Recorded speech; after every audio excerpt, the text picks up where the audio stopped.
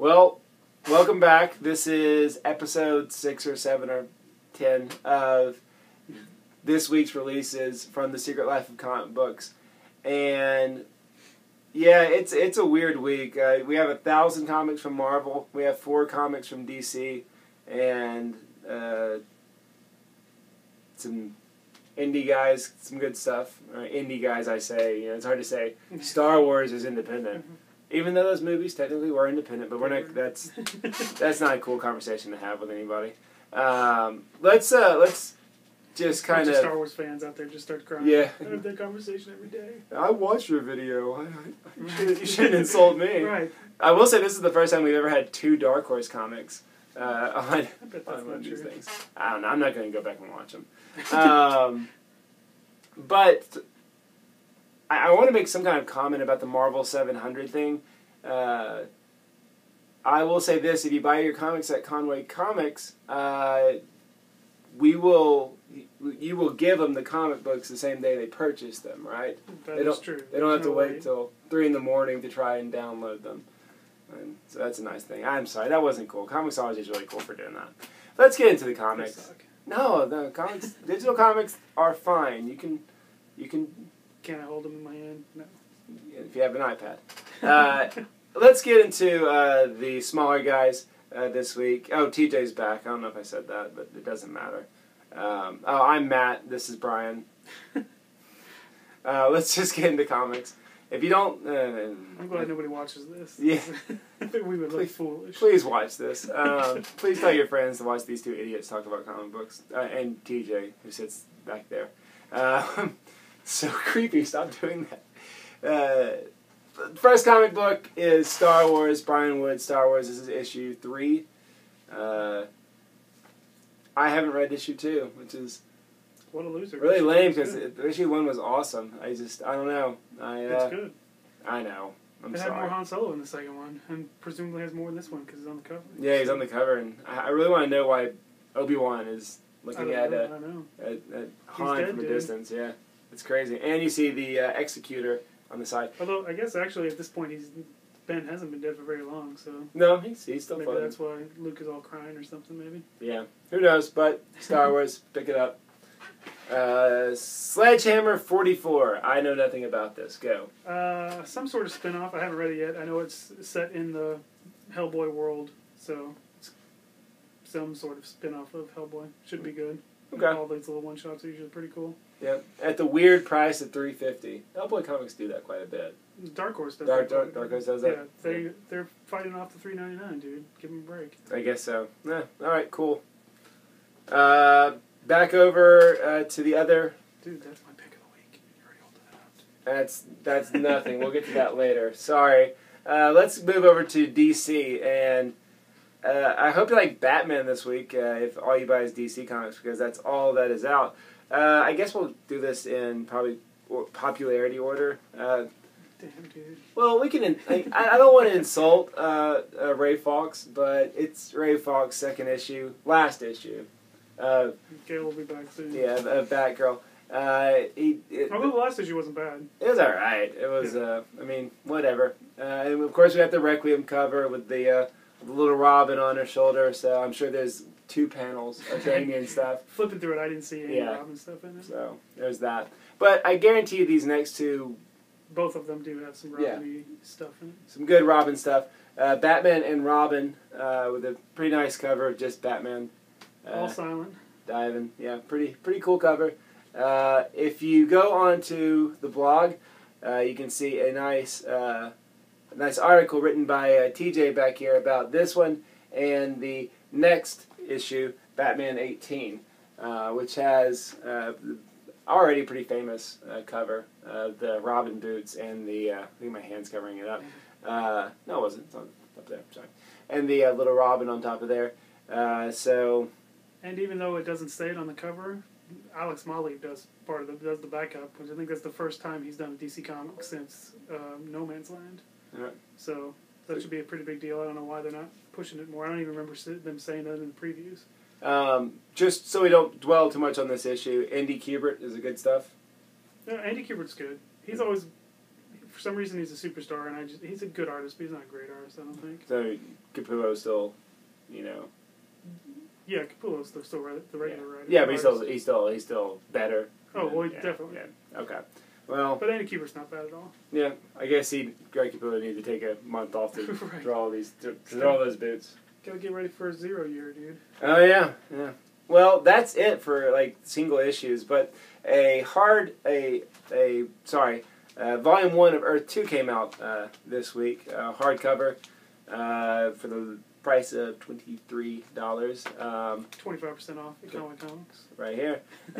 So if you are dying for some Earth 2 action, and it should be. It's my favorite, probably my favorite DC comic, even more than Batman.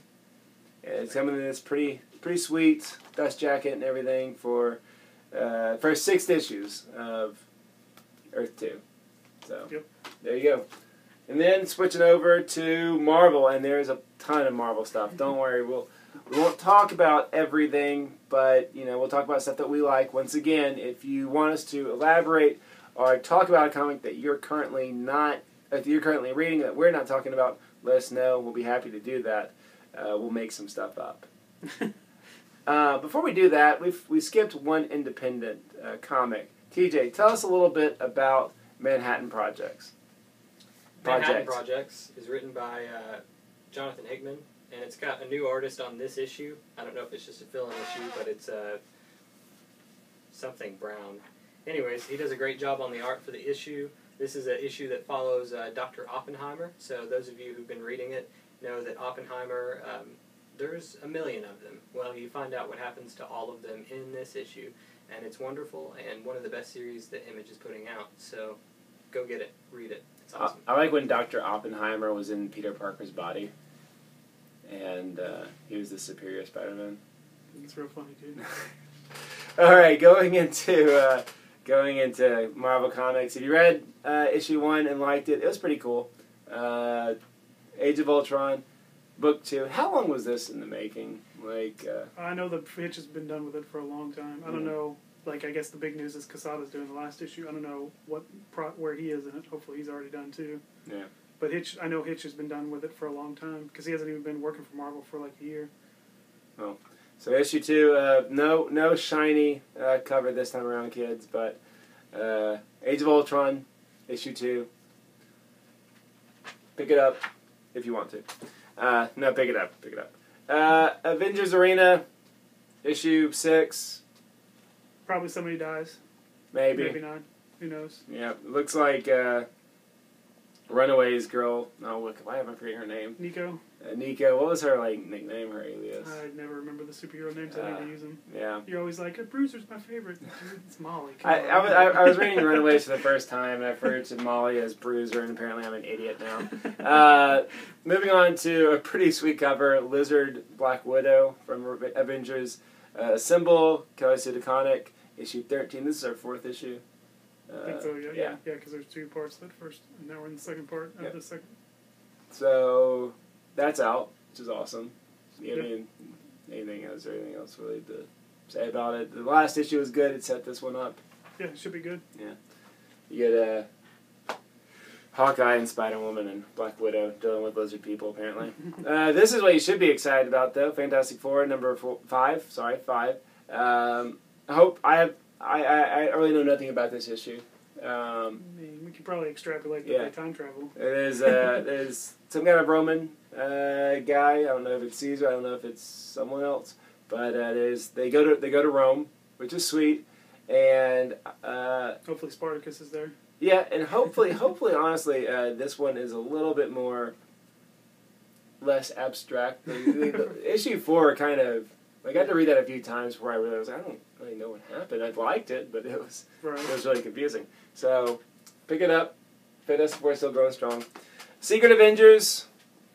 I didn't read issue 1. Okay. So, I was waiting to see what you're going. Taskmaster shows up, it looks like. First one was pretty cool. It's a kind of interesting idea. They're sending Hawkeye and Black Widow out on missions and then mind-wiping them. Oh, really? That's messed up. Pretty messed up stuff, so... I don't want to be a superhero. Should be cool. Yep. All right, we got Ragman on the cover of Thor. Looks like Ragman. He's not doesn't have rags. But I okay. guess so. He's wearing these. He's like naked and wearing a cloak. But we got Man's not naked. Who is this guy? He's the God Killer guy that's been in the rest of the series. I haven't read it. I think it's got I think Butch Geis is doing the art this time instead of Asad Ribic. So This is issue 6. Yeah. So pick that up if you read it. If not, well, we got Thunderbolts number 6. Man, it's everything number 6. Yeah. Is that Electra on the cover? That's not. No, she's probably, blonde. Who is yeah, that? That's the chick that's been in the background. I don't know exactly what her deal is, but she's the one kind of pushing the Thunderbolts around. Ooh, mystery, intrigue. Yeah, check that out. Sex, Elektra, and Punisher doing stuff. Oh boy, of course they are. And I'm sorry, I know that's what the leader is supposed to look like, but the leader's head, it just always makes me laugh. It's so big. All right, I'm sorry about that. It's been a long day. Uncanny Now we're talking. Uncanny X-Men number 3. This is good stuff. If you've been reading it, if not, go Start back and read reading it. it. Yeah, Yes. read it.